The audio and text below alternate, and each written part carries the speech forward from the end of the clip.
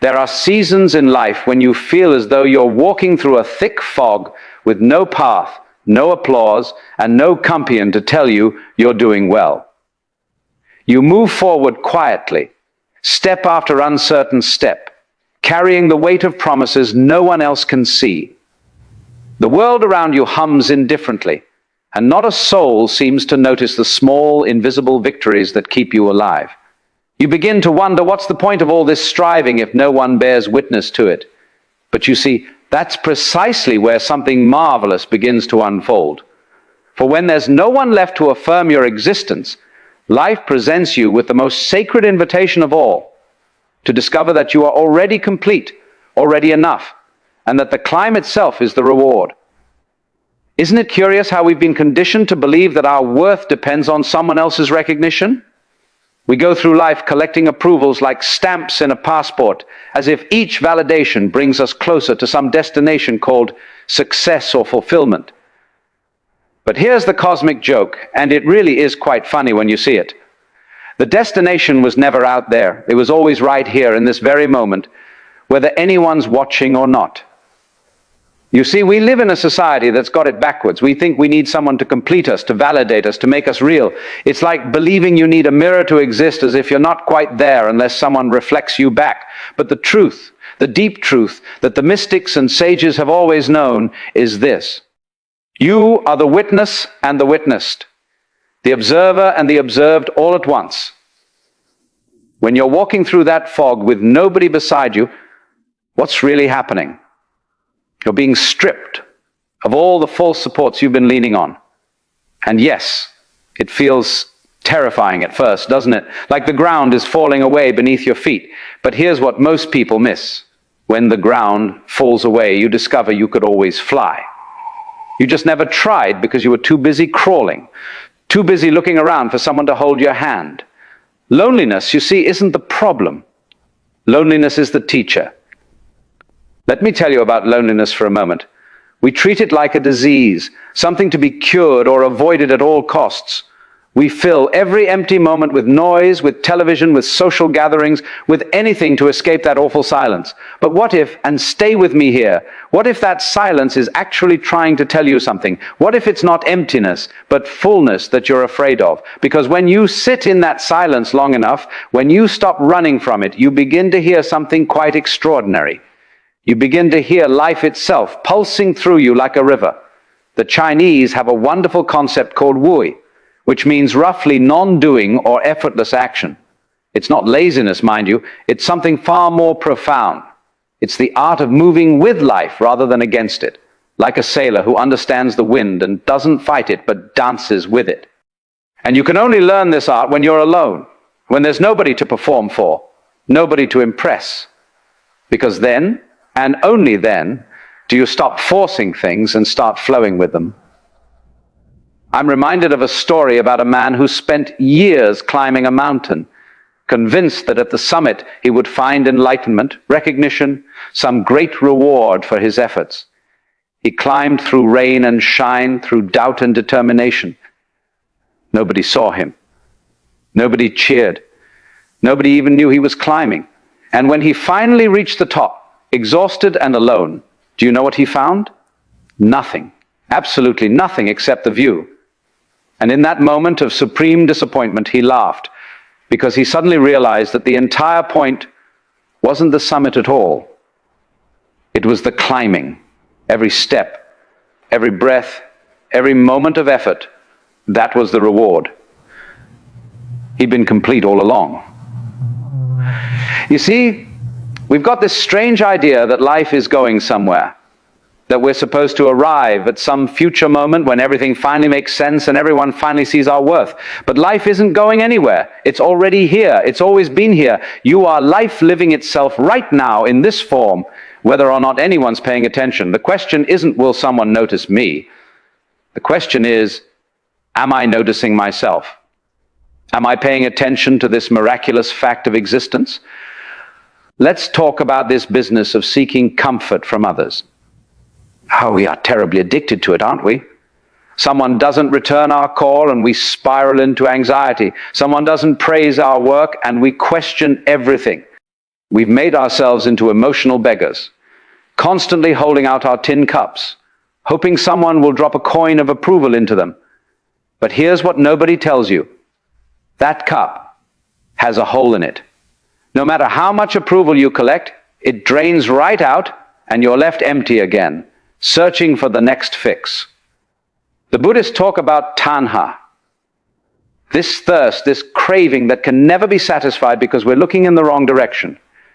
We think we need someone else to sue us, to make us feel okay, to tell us we're good enough. But what if you could be that someone? What if you could place your hand on your own heart and say, I see you, I hear you, you're doing just fine. Not in some narcissistic way, but with genuine compassion for this human being who's trying their best with what they've got. There's a profound maturity that comes when you stop outsourcing your emotional well-being. It's like growing up, really growing up for the first time. Children need constant reassurance from their parents. But adults, true adults, can give themselves that reassurance. They don't need mommy or daddy anymore. Whether in the form of actual parents or romantic partners or friends or bosses, they become their own parent, their own source of stability. And paradoxically, when you reach that point, your relationships become deeper, more authentic, because you're no longer using people as emotional crutches. You're meeting them as equals, as fellow travelers, not as saviors. When you stop complaining, and I mean really stop, not just suppress it, but transcend the need for it, something shifts in your entire being. Complaining, you see, is a way of avoiding responsibility. It's a way of saying, this situation is doing something to me and I'm helpless. But the truth is, nothing is doing anything to you. Life is happening certainly with all its chaos and unpredictability, but your response to it, that's entirely yours, that's your freedom. The ancient Stoics understood this beautifully. Epictetus said, it's not what happens to you, but how you react to it that matters. And Marcus Aurelius wrote, you have power over your mind, not outside events. Realize this and you will find strength. These weren't just nice philosophical ideas, they were practices, ways of being in the world that transform suffering into strength. When you stop complaining about the rain and start dancing in it, the rain doesn't change, but you do. And that changes everything. Real validation, the kind that actually means something, can only come from within. When you seek it from others, you're giving them power over you. You're saying, you determine my worth, but nobody should have that power over you. Nobody. Not your parents, not your partner, not your boss, not society. Only you can determine your worth because only you know the full story of your journey. The invisible battles you fought. The small victories nobody sees. Think of it this way. Imagine you're a gardener, tending a garden that nobody ever visits. Would you stop watering the plants? Would you stop pulling the weeds? Would you say, what's the point if nobody sees it? Of course not. You'd continue because the garden itself is the reward. The green shoots pushing through the soil, the flowers opening to the sun, the quiet satisfaction of nurturing life. That's enough. That's more than enough. Your life is that garden. Tend it well, whether or not anyone ever walks through it. When we talk about failure and oh, how we fear it, we're really talking about our ego's fear of embarrassment. The ego wants to look good, to be seen as successful, to never stumble or fall. But life in its infinite wisdom keeps knocking us down. Why? Not to punish us, but to teach us that we're not the ego. We're something far more resilient, far more fundamental. You see, you can't really fail because there's nowhere to fall from and nowhere to fall to. You're already here. You've always been here. Every stumble is just another step in the dance. The Japanese have this beautiful art form called kinugi, where broken pottery is repaired with gold. The cracks aren't hidden. They're highlighted, celebrated even, because they're part of the object's history. The bowl is more beautiful for having been broken and mended. That's what failure does to a human being who understands its true nature. It doesn't diminish you. It enriches you. Every crack in your confidence, every break in your plans becomes a golden seam in the tapestry of who you are. But here's the thing about all of this. None of it works if you're waiting to feel motivated. Motivation is like the weather. It comes and goes. Some days it's sunny. Some days it's pouring rain. If you only act when you're motivated, you'll spend most of your life waiting. What you need instead is discipline, but not the harsh, militaristic kind. I'm talking about a gentle discipline, a commitment to showing up for yourself even when you don't feel like it, especially when you don't feel like it. You know what discipline really is? It's love. It's you today taking care of you tomorrow. It's understanding that future you will be grateful that present you didn't give up. When you wake up tired and you sit down to write anyway, when you feel discouraged and you take the next step anyway, when you're afraid and you move forward anyway, that's not willpower in some white-knuckle sense. That's you being faithful to your own unfolding, trusting the process even when you can't see the results. What if you could be content with being a mystery even to yourself? Because the truth is, you're far too complex, too vast, too multidimensional to ever be fully understood by another person, and that's wonderful. The universe is not something separate from you that you need to understand or that needs to understand you. You are the universe looking out through these particular eyes, thinking these particular thoughts, living this particular life. When you get this, really get it. The whole question of does anyone see me dissolves because you see yourself. And that seeing is the universe seeing itself. There's no separation, no gap that needs to be bridged by someone else's recognition.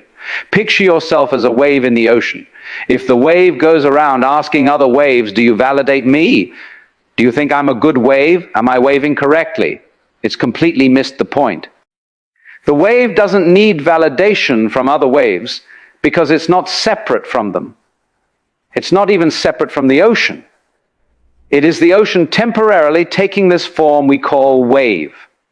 And when it crashes on the shore, it doesn't die. It returns to what it always was. You are that wave. And the ocean is this vast, inexhaustible life force that's animating everything. The trees, the stars, the person sitting next to you, and yes, you too. When you realize this, when you really feel it in your bones, the question of whether anyone's there for you becomes absurd. Because everyone is you and you are everyone. We're all waves in the same ocean, all notes in the same symphony, all expressions of the same fundamental energy that the Hindus call Brahman, the Chinese call Tao, and that I simply call this. So when you find yourself alone, climbing that mountain through the fog with nobody cheering you on, remember you're not alone. You're alone, all one. You're the universe experiencing itself from this unique vantage point, and that's enough, more than enough. It's everything. The striving, the struggling, the wondering if it's all worth it, that's just life living itself through you. And whether anyone sees it or not doesn't change its fundamental value any more than a tree falling in the forest needs an audience to make sound. Get ahead, my friend. You were never behind. Rise up. You were never down. Be seen. You've always been visible to the only eyes that truly matter, the eyes of existence itself, looking out through your own face. So walk through that fog with your head high. Not because you're proving something to someone, but because that's what waves do. They rise, they roll, they move forward. Not because anyone's watching, but because that's their nature. And it's your nature too. Trust it. Live it. Be it. So that's all there is. And that's everything.